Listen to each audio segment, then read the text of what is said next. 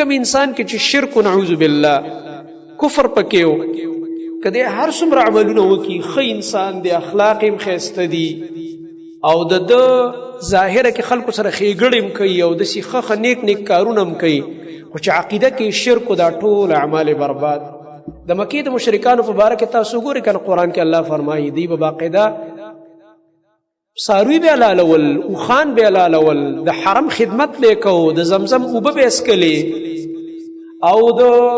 کعبې خدمت به یې کوو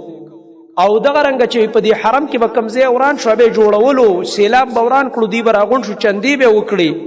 او د حرم ګاونډیان او په حرم کې اوسېدونکي او په حرم کې پیدا او په حرم کې مړه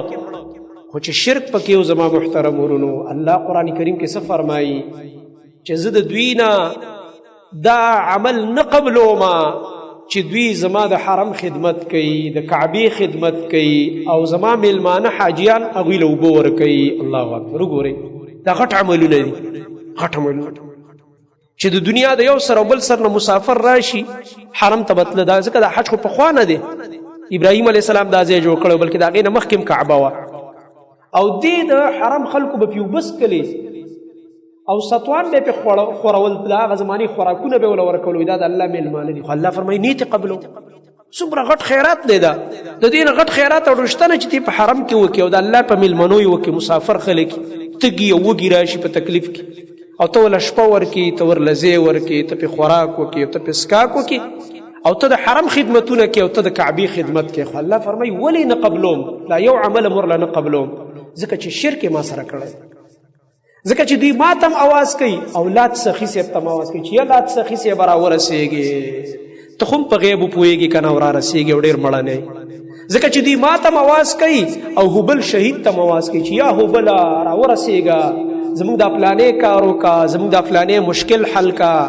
او ته خو په غیب پوهېږي او د هغه په نوم نظر او منښتې کوي. الله فرمایي په دغه شرک یې نه بخه